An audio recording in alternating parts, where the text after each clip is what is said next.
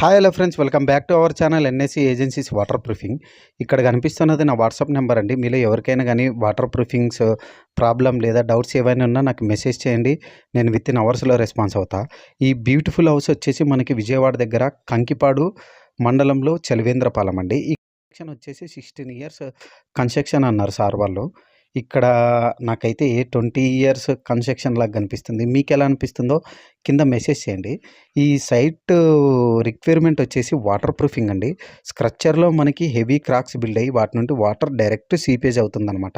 Site visit అయిన తర్వాత మనం క్రాక్స్ని రెక్టిఫై చేసుకొని, అలాగే దీంట్లో ఏదైతే మనకు హాలో సౌండ్ డిబాండింగ్ అయిందో దాన్ని రిమూవ్ చేసుకొని మళ్ళీ రీప్యాక్ చేసుకున్నామండి. రీప్యాక్కి మనం ఈ శాండ్ సిమెంట్ యూజ్ చేసుకున్నాం. ఇక వీడియోలోకి వెళ్ళే ముందండి, ఇక్కడ మనం ఏ కెమికల్స్ యూజ్ చేసాం, దాన్ని ఏ విధంగా ట్రీట్ చేసామనేది కొన్ని కెమికల్స్ అయితే మనం చెప్పట్లేదండి. ఎందుకంటే మన మెయిన్ ఉద్దేశం ఏంటిదంటే, కస్టమర్ బడ్జెట్లో వాటర్ ప్రూఫింగ్ చేసుకోవాలన్నదే నా ఎక్కువ ఆరాటం అండి. అలాంటిది మన వీడియోస్లో మనం కెమికల్స్ ఎలా యూజ్ చేస్తామో అలా యూజ్ చేస్తూ వరస్ట్గా చేసిన వాళ్ళు చాలామంది ఉన్నారండి. నాకు ఇలా దాదాపుగా 4-5 కంప్లైంట్స్ వచ్చాయన్నమాట. సార్ మీలాగే వీళ్ళు ఇలాగే చేస్తామని చెప్పి, మీరు ఏ కెమికల్ అయితే రెఫర్ చేశారో ఆ కెమికల్ని వీళ్ళు కూడా ఈ విధంగా చేస్తామని చెప్పి, ఇప్పటికీ 4-5 మెంబర్స్ అలా మోసపోయిన వాళ్ళే మనకి అగైన్ అండ్ అగైన్ కంప్లీట్ చేశారనమాట. సో దానికోసమనే మనం ఇక్కడ చేసిన వర్క్కి మనం ఏ మెటీరియల్ అయితే చెప్పకూడదు అనుకుంటున్నామో వాటిని చెప్పమండి, స్కిప్ చేసేస్తాం డైరెక్ట్గా.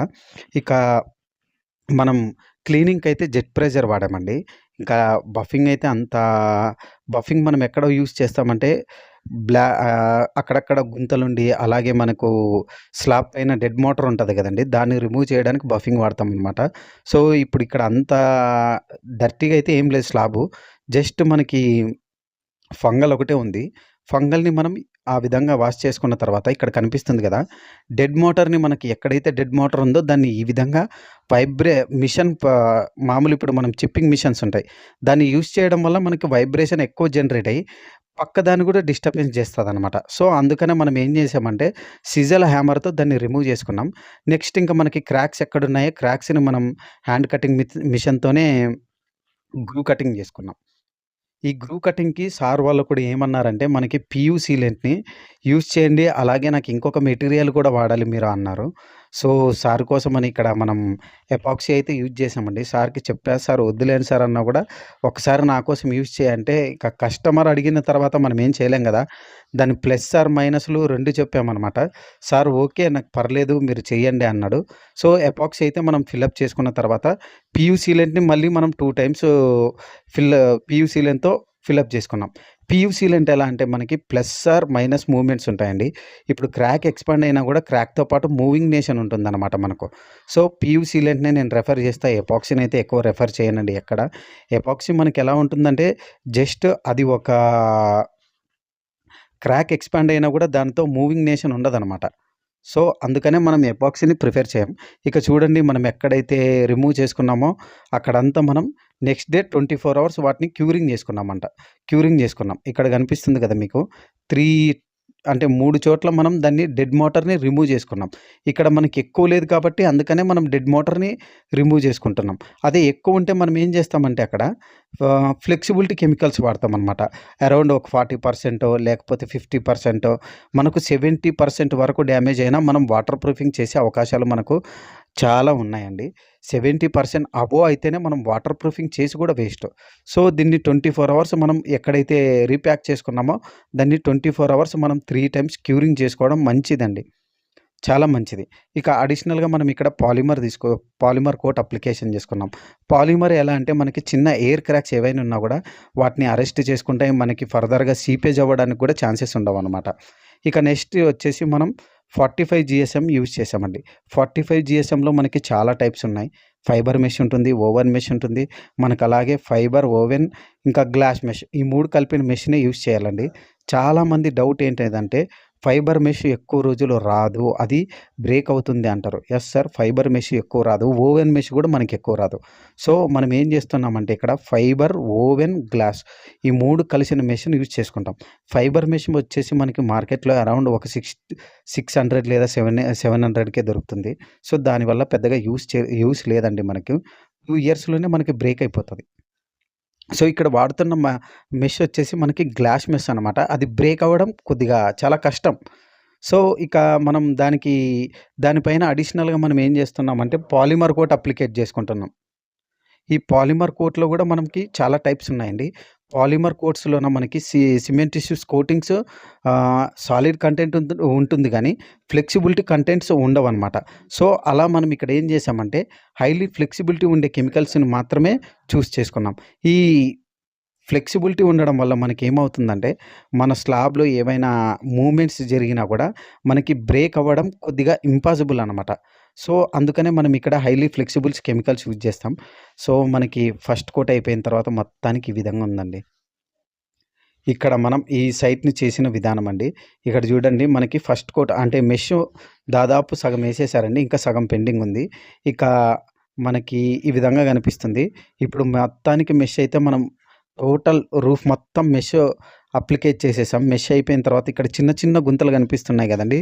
అవి మనకి ఎలా అంటే స్లాబ్ పైన చిన్న గుంతలుంటాయండి. వాటిని మనం రీఫిల్లింగ్ చేసుకోవడానికి మనది ఏదైతే కెమికల్ ఉంటుందో దాన్ని ఒక పట్టీతో తీసుకొని ఫిలప్ చేసుకుంటాం. ఫస్ట్ ఇక్కడ మీరు అబ్జర్వ్ చేసుకోవాల్సింది ఇన్‌క్లూడెడ్ పారాఫిట్ వాల్స్ కోటింగ్ చేస్తున్నామంటే ఫస్ట్ మనం పారాఫిట్ వాల్‌కనేది ఈ విధంగా అప్లికేషన్ చేసుకోవాలి.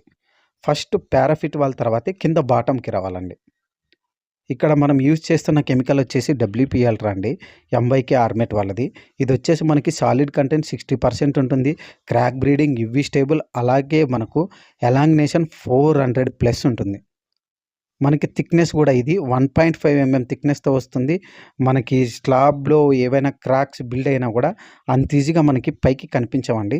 సో, దీన్నొచ్చేసి మనం పర్టిక్యులర్‌గా అప్లికేషన్ చేసే విధానం వేరండి. ఇది అప్లికేషన్ చేసిన తర్వాత వాటర్ టెస్టింగే మనకి 28 డేస్ ఆఫ్టర్ ఉంటుందనమాట. అంటే ఇప్పుడు మనకి రైట్ కోట్ ఉంది. రైట్ కోట్ వచ్చేసి మనం ఏం చేస్తామంటే జస్ట్ డైరెక్ట్‌గానే పట్టేస్తాం వాటర్. అలా కాకుండా స్టెప్ బై స్టెప్పే సార్ పర్టిక్యులర్‌గా మనకేం చెప్పారంటే, "నువ్వు ఎలా అయితే ప్రాసెస్ అవుతావో అమ్మా, ఆ విధంగానే ప్రాసెస్ అవ్వు" అని చెప్పారు సార్ వాళ్ళు. సార్ గూడా మనకి పెద్దగా ఏం డిస్టర్బెన్స్ చేయలేదండి. ఒకటే మాట అన్నారు, "మీ చేతిలో పెడుతున్నాం నాన్న, నువ్వెలా చేసిస్తావో చేసిచ్చేసేయి" అన్నారు. సో, సార్‌కి మనం ది బెస్ట్ వాటర్ ప్రూఫింగ్ ట్రీట్మెంటే ఇచ్చేసాం. మనకు అందులో వచ్చి సార్ వాళ్ళు గూడా చాలా ఇంకా ఈ మాటల్లో కొన్ని ఎక్స్‌ప్లనేషన్ ఇవ్వలేమండి. అంత జాగ్రత్తగా చూసుకున్నారు సార్ వాళ్ళు. ఎలా అంటే ఇంట్లో వాళ్ళని ఎలా అయితే చూసుకుంటారో ఆ విధంగా చూసుకున్నారనమాట. ఇక్కడ నేను గూడా అరౌండ్ హైదరాబాద్‌లో వర్షాలుంటే ఇక్కడ నేనే దగ్గరుండి మళ్ళీ చేయించిన సార్ వాళ్ళకు. సార్ మనల్ని ఏది డిస్టర్బెన్స్ చేయలేదండి. సార్ వాళ్ళే 3 పూటలు భోజనం పెట్టేవాళ్ళు. ఇంకా ఆ ఫీలింగ్ మనం చెప్పలేమనమాట. సో, ఇలాంటి మంచి వాళ్ళు గూడా ఉంటారా అనిపిచ్చింది. ఇక ఇంకొక విషయం జెప్పాలంటే, నా లైఫ్‌లో ది బెస్ట్ పర్సన్ ఈయనే. ఈ సారే. ఎందుకంటే సింగిల్ పేమెంట్ అనమాట. కొంతమంది మనల్ని ఇప్పుడు సగం 70% ఇచ్చేది లాస్ట్‌లో మిగతా రిమైనింగ్ అమౌంట్‌కి మనం వాళ్ళని అడుక్కోవాల్సిన రోజులు గూడా ఉన్నాయి. అంటే పంపించండి సార్, ఇప్పుడు వర్క్ అయిపోయిన ఒక 1 వీక్ లోపల ఇచ్చేవాళ్ళే నాకందరూ చాలామంది. ఆ రిమైనింగ్ ఏదైతే 30% ఉంటుందో అది. నా లైఫ్‌లో ఫస్ట్ టైమ్ ఈయన జస్ట్ సింగిల్ పేమెంట్ అనమాట. మొత్తం ఆల్ పేమెంట్ ఒకటేసారి క్లియర్ చేసిన వ్యక్తి ఎవరైనా ఉన్నారంటే ఈయనే. సో, ఇదొచ్చేసి మనకి సెకండ్ కోట్ అండి. సెకండ్ కోట్‌కి మనకెలా అంటే రేషియోలు చెప్పమని చెప్పాం గదండీ ఇంకా. మీకెవరికైనా కావాలనుకుంటే స్టార్టింగ్‌లో కనిపించిన వాట్సాప్‌కి మెసేజ్ చేయండి. నేనే రిప్లై ఇచ్చి మీకు ఏ విధంగా యూజ్ చేయాలనేది నేను జెప్పేస్తా. సో, ఇంకా సార్ వాళ్ళు మన పైన పెట్టుకున్న నమ్మకానికైతే మనం ఎటువంటి ఆహ్, నమ్మకాన్ని పోగొట్టుకోకూడదని అంత జాగ్రత్తగా జేసిచ్చేసామనమాట. ఇక చాలామంది మనల్ని మెసేజ్‌లో ఒకాయన మొన్న అడిగారండి. "సార్ మీరిలా చెప్తారు. కొంతమంది కస్టమర్స్ మనకు డబ్బులివ్వరు. అది ఇది అందరూ వె అంటే ఇవ్వకుండా సతాయించే వాళ్ళున్నారు" అనని. ఈ ఫీల్డ్‌లో మనకి 3 టైప్స్ పీపుల్స్ ఉంటారండి. కొంతమంది మన వర్క్‌ని బట్టి మనకి అమౌంట్ ఇచ్చేవాళ్ళుంటారు. కొంతమంది మనం చేయకముందే అమౌంట్ ఇచ్చిన వాళ్ళుంటారు. కొంతమంది సగం ఇస్తాడు. ఆ సగానికి ఇంకా మన మొబైల్‌లోనే వాడికి ఎన్ని సార్లు కాల్ చేసుంటామో మనకి, మన మొబైల్‌కి మాత్రమే తెలుసు. అలాంటి వాళ్ళు గూడా ఉంటారు. సో, ఇక్కడ మనం ట్రూగా చెప్పాలంటే మనం బిలీవ్ చేయాల్సింది మన వర్క్‌ని మాత్రమే. ఇప్పుడు వాడు ఈరోజు కాకపోయినా రేపు పొద్దున ఇస్తాడనే నమ్మకం ఉంటే చాలంతే.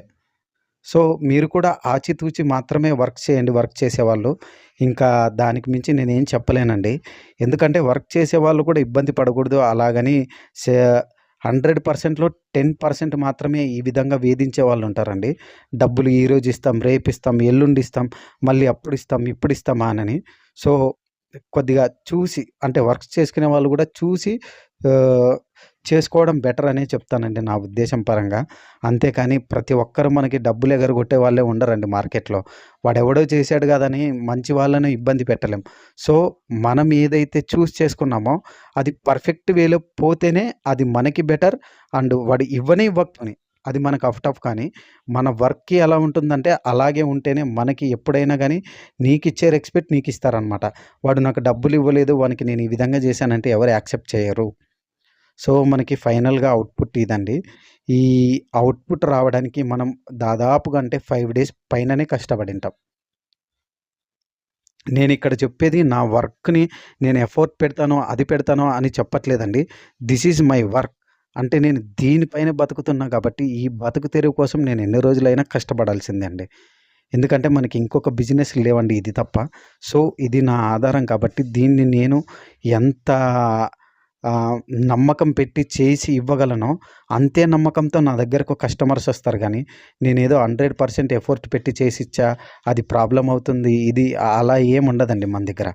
మనం పెట్టామంటే 100 కాదండి, 1000 అయినా పెట్టి ఒక కస్టమర్ మనల్ని బిలీవ్ ఎలా చేస్తాడంటే, ఎంత పెద్ద ప్రాబ్లమ్ ఉన్నా వీళ్ళు సార్ట్ ఔట్ చేస్తారని మాత్రమే నమ్ముతాడు. సో, దాన్ని మనం క్లియర్ చేసేయడమే నా రెస్పాన్సిబిలిటీ. నేను ఎఫర్ట్ పెట్టాను, అది అవ్వలేదు అనడానికి ఉండదు. సో, టోటల్‌గా మనం స్టెప్స్‌కి అండ్ రూఫ్స్‌కి, పారాఫిట్ వాల్స్‌కి టోటల్‌గా మనం వాటర్ ప్రూఫింగ్ ప్రొటెక్షన్ అయితే ఇచ్చాం. అయ్ ఏం ఇంకా మన ఛానల్‌లో ఎన్నో వీడియోస్ ఉన్నాయండి. వాటన్నిటిని మీరు చూసుకోండి. మోసపోకుండా ఉండండి. ఇక సార్ వాళ్ళకి మనం ఫర్దర్‌గా ఏదైనా చెప్పాలనుకుంటే మనతో ఎక్కువ డిస్కషన్ చేయకుండగా మన వర్క్‌ని ఓన్లీ యూట్యూబ్ ద్వారానే చూసి మనకి సార్ వర్క్ ఇచ్చి జస్ట్ ఒక్క మాటే అన్నారనమాట. "నేను నీ చేతిలో పెడుతున్నా. నువ్వెలా చేస్తావో చెయ్యి నాన్న" అని చెప్పారు. సో, మనమైతే 100% గానే సార్‌కి ప్రాబ్లమ్ క్లియర్ చేసి ఇచ్చేసాం. వీడియో మీలో ఎవరికైనా నచ్చితే లైక్ చేయండి. అలాగే మన ఛానల్‌లో మరెన్నో వీడియోస్ వస్తూ ఉంటాయి. చూస్తూ ఉండండి. కొత్తగా చూసేవాళ్ళు ఛానల్‌ని సబ్స్క్రైబ్ చేసుకోండి.